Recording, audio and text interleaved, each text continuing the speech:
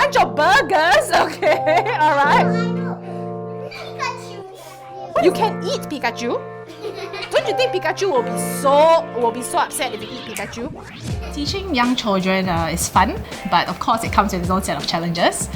You need a lot of energy, right, to keep them excited, keep them on their toes. That's right! 10! Can everybody shout 10 together? They're very diverse. They all have different capabilities, right? They're all at different developmental stages. So it's very important to be able to know where their strengths are, where their interests are, and make sure that you capture that. Children at the young age, they are actually like sponges, so they absorb information really quickly. So if the spoon is heavier, what will happen to the spoon? Will the spoon drop down or go up? As long as we are able to break it down into the bite-sized information at their level where they can understand, they are actually able to absorb that information.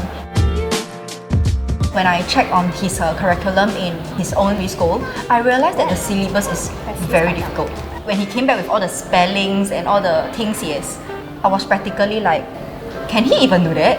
But I thought that Learning Lab syllabus actually prepare them better because it's easier to learn, but yet at the same time learning what he should learn. Personally, I feel that Miss Ling is a very bubbly character, so allows my children to really listen to her very well. She's great. Wow. She smiles a lot. Yes, we do the primary 1 components at K1 and K2, but of course it's a slightly watered down version, right, with a little bit of a storyline at the back, a little bit more fun to help them understand these primary 1 or primary 2 concepts that might be a bit more difficult for them to grasp. For the earliest program, we take a spiral curriculum. So for example, instead of giving the child a big piece of topic to digest at one go, we can actually break it down into smaller pieces and layer it up at a pace where the child is comfortable.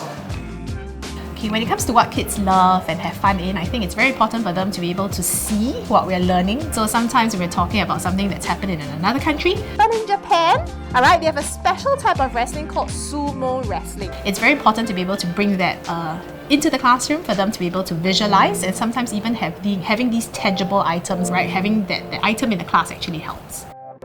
We want them to be able to have the growth mindset, knowing that they can make mistakes, learning from their mistakes. That is a skill, right? It's not something that comes naturally for them. As they move on to primary school, that's where things like being careless in your work and being able to check back on your careless mistakes. So these are the kind of skills that I think we try to impart with the early years program from a very young age.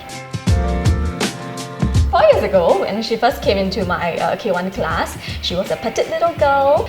She loves to share her opinions on little things, although she seems a little bit shy at the start. I think it's very wonderful to be able to see her grow and follow, through her years from K1, K2 up to P2 right now. Yeah, so I'm really glad that over the years she has really blossomed. I want them to learn happily and freely instead of being in a very stressful environment.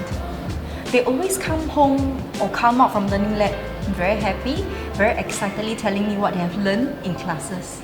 Okay, children who are preparing to come to join the early years program at the Learning Lab, I think I would advise them to just be ready to come in to have fun, to start that journey with us, because it's actually quite a fulfilling journey for them. Do you like coming to Learning Lab? Yeah!